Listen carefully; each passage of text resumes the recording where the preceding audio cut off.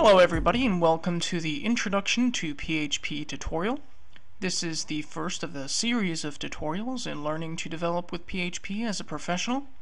So let's begin by taking a look at what we're going to be learning.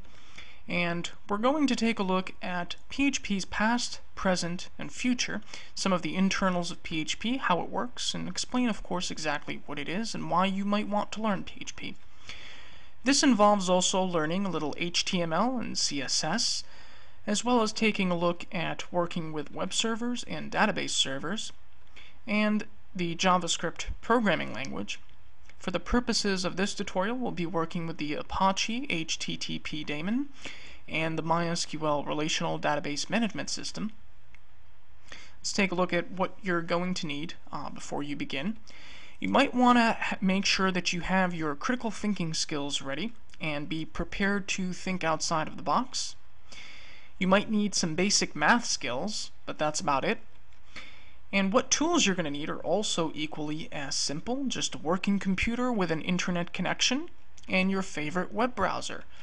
You're going to also need a basic text editor, not a word processor, something like Notepad, not Microsoft Word. You can use a full-blown IDE or integrated development environment if you'd like, or whatever your favorite text editor is.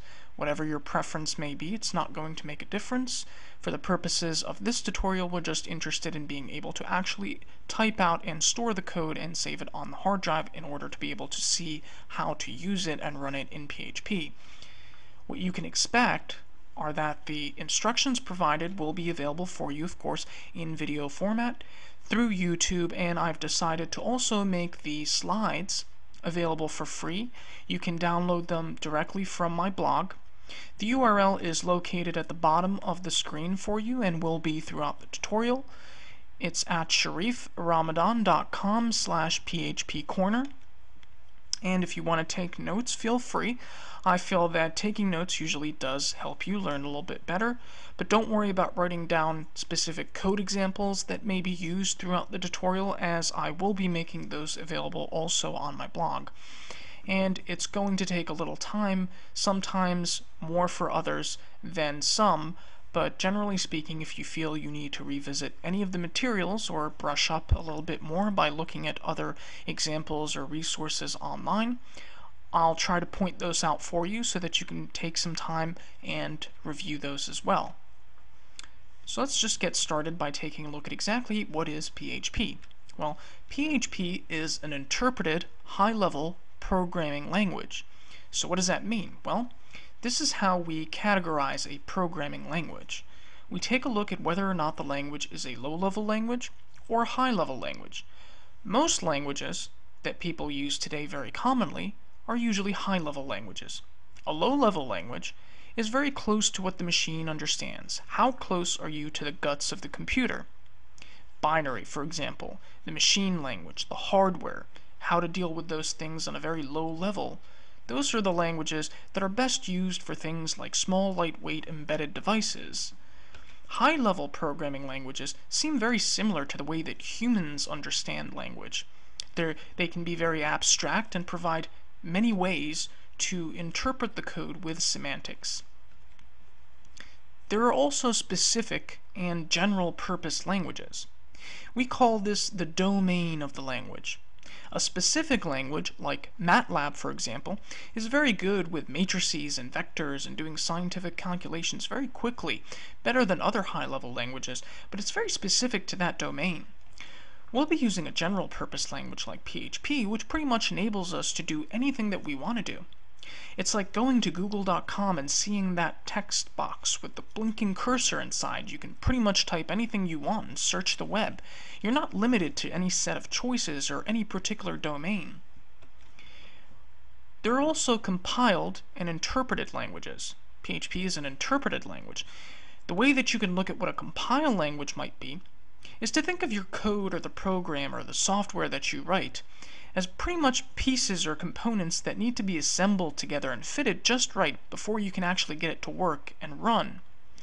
Well, a compiled language is a language where you take all those individual components and then you assemble them into one block or structure, and that solid block or structure is then used to get you the result that you want out of your software. The way that you can think of an interpreted language is that there really is no actual block or structure. All we have are pretty much blueprints that tell us how we want to design this block or structure. And then each time we want to run the program, the computer, by way of an interpreter, takes these blueprints, interprets them, and assembles this structure for us on the fly. That way, if we want to go back and make slight or large changes to these blueprints, we can do that, and each time we run the program, the changes are directly and immediately in effect. There's no need to go back and reassemble the structure like with a compile language. Now, there are benefits and drawbacks to both ways. But for the purposes of this tutorial, I just wanted you to know that PHP is indeed a high-level, general-purpose, interpreted programming language. Here's a little history for you. PHP was first started in 1995 by this guy, Rasmus Lertoff. He's from Greenland originally, and he has Canadian citizenship. He's a computer programmer. He developed PHP, originally coined as personal homepage tools, for personal reasons. After version 3, PHP gained the recursive acronym PHP Hypertext Preprocessor. And in case you're wondering what a recursive acronym is, if you don't already know, it's an acronym whereby the first letter of the acronym actually stands for the acronym itself. So the P in PHP actually stands for PHP. Version 1 of PHP was never publicly released, but the original PHP, which was called or referred to commonly as PHP-5, which stood for PHP Forms Interpreter, was intended as a set of tools specifically for the web, and that's what PHP is very, very good at, dynamic web pages. If you're interested at all in looking at the source code for older versions of PHP, you can always take a look at the PHP Museum, available online at museum.php.net. Taking a look at PHP today, a statistic from 2007 shows us that there were around 25 million domains on the web that use PHP. It's an extremely well-documented language. You can even get the documentation in multiple languages, translated by various users from the PHP community. It's a well-supported language, it's open source, it's available on multiple platforms, and it's free. So what is open source and platform exactly? Well, open source means that the source code is available to anyone. Now, what you can actually do with the source code may differ from one license to another. So you want to be sure to read the licensing that's provided with the source code to know exactly what you can and can't do with that source code. What is a platform? Well, a platform is basically taking your processor's architecture, so your CPU and how it deals with the various hardware components in your system, and the operating system software that you run. So whether you have Windows, Linux, or Mac OS, for example, running on your computer, when you combine those two things together, you get a platform. And PHP pretty much allows you to work with any of these platforms. Taking a look at some more current statistics for PHP, and this is by no means an authoritative statistic, but from langpop.com we can see that PHP ranks number 4 among popular languages. This is based on source code that's available online from sites like Google Code, and based on how much source code is available for each language, we can rank or determine how popular or in how much use this language is. And again, it's by no means authoritative, but it does give us a pretty good perspective that PHP is in widespread use all over the world. So what does the future of PHP look like? Well, it's currently a stable version of PHP 5.3.9 as of the time of this recording, and 5.4 is very close to being released, with the 6th release candidate already out. There are hundreds of active developers that work on PHP all of the time, so you can rest assured that it does still have a very strong community, constantly developing new extensions and third-party libraries for PHP, taking a look, for example, at the Pickle and Pear repositories. There are also lots of new planned features that are constantly being integrated into the PHP source tree, such as APC or Cairo. PHP GTK is another project that people are working on to enable us to be able to deliver desktop applications written in PHP. So where can you get PHP? If you're on Windows, you can go directly to windows.php.net and download the Windows binaries that are compiled for you and available from php.net. Or you can get a complete package with the Apache, MySQL, and PHP binaries with an installer from wampserver.com. And the reason for this is because the source code is already available at php.net for everybody to download. And since most Linux and Mac distributions can actually get a compiler with their operating system for free, and Windows, you probably wouldn't be able to find a C compiler on Windows that was free or that might be able to compile PHP for you.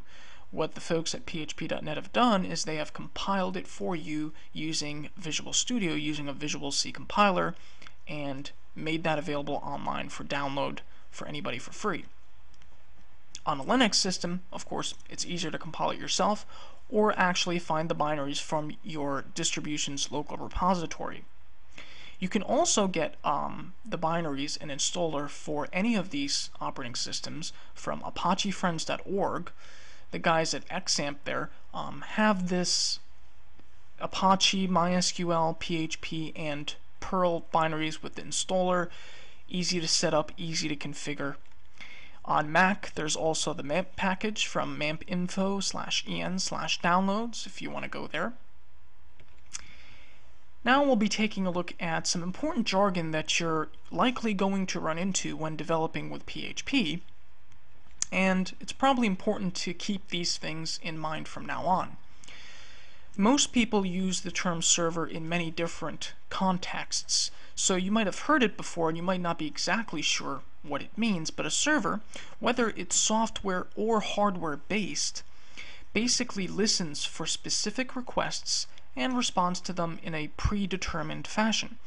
What that means is the server would pretty much know what type of requests it's listening for, and we have some expectation of how it's going to service or deal with that request. And that's pretty much all a server does. A client is also either hardware or software based, and it sends out requests, and then when the response comes back, it computes these responses in some manner that we already have an expectation for. So there's this relationship whereby clients and servers are constantly communicating with one another. The client is always sending out requests, and the server is always listening for these requests, and when the response comes back from the server, the client knows what to do with that type of response. An API is an acronym which stands for Application Programming Interface, and that's just a fancy way of saying this allows various programs of all different sorts and kinds to interact with each other through some known communication method. HTTP is an acronym that stands for Hypertext Transfer Protocol, and what a protocol is just some way for us to agree on what we should do together as a bunch. For example, when you see your friends or colleagues, you might greet them a certain way, or you might shake their hand a certain way. And this is something that you have as an understanding between you as a group.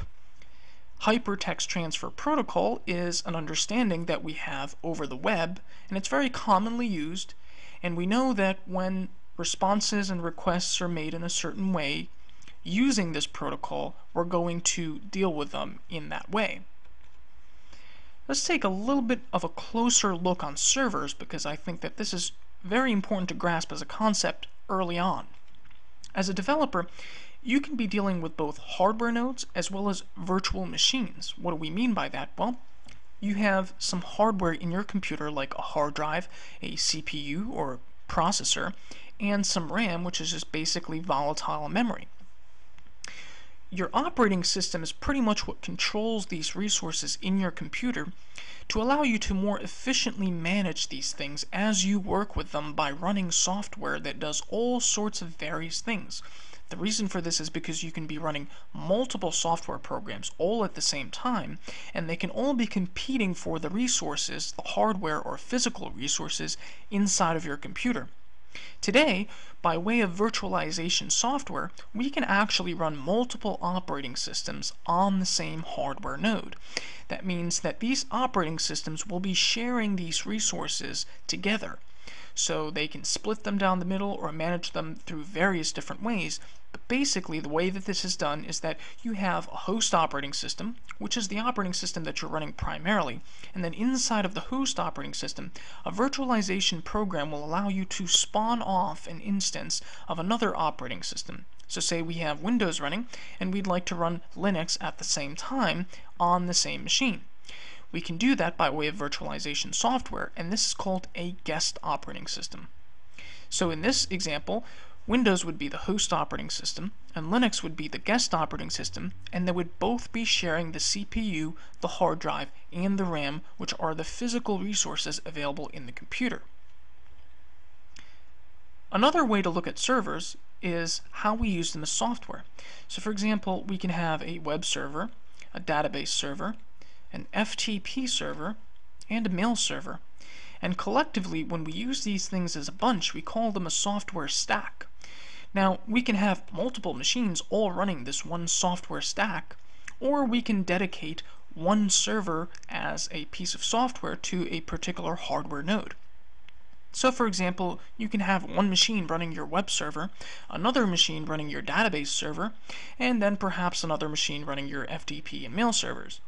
So you can dedicate one machine to a particular type of software server, or you can have the entire stack running on multiple machines all at the same time. So now I think we should probably take a look at a bird's eye view of how PHP works. Well, the idea is very simple. When you visit a web page, what you get back is basically just plain text in markup or HTML that's presented inside of your browser in a certain way. The way that PHP works is it allows us to listen for these requests and then send them off to PHP. So when someone makes a remote request to your server, if the server can detect this type of request needs to go to PHP, it'll hand that request over to PHP. Then based on the type of request, PHP knows which code to run. This is the software that's going to get assembled on the fly for us, and it's going to produce some kind of output usually. And then we take that output and we send it back to the web server that's going to send it back over to the client. So what the client ends up seeing on their screen is just this HTML that we sort of produced on the fly, specifically based on instructions that we allowed the computer to run at that time. And that's a bird's eye view of how PHP generally works. Internally, PHP is made up of three primary components that I like to refer to as the three pillars of PHP. For example, you have the Zend engine, considering the PHP core, and the extensions, or the modules that we use to allow us to run various services on the machine using PHP. So for example, this might be communicating with a database, or communicating with some graphics library, or communicating with all sorts of other various services. And these extensions make it very easy for us to be able to do these things on the machine by writing our code in a way that allows us to interact with many different components and other pieces of software that are coded and extending the PHP core. And then you have your server API, which pretty much allows us to interact with how we're going to be using PHP on the system. So for example, you might want to use a web server API or a command line server API. If you want to run PHP normally as a web server, you would do this by having a plugin module, like the Apache module, or mod PHP as it's referred to, running PHP for you as a sort of plugin module to your web server. And this is a very efficient way of using PHP, and it's a very common way to use PHP. And this pretty much brings us to the conclusion of our first part of the tutorial on the introduction to PHP. I'd like to thank you all for watching, and in the next tutorial we'll be taking a quick look at what HTTP is and exactly how it works.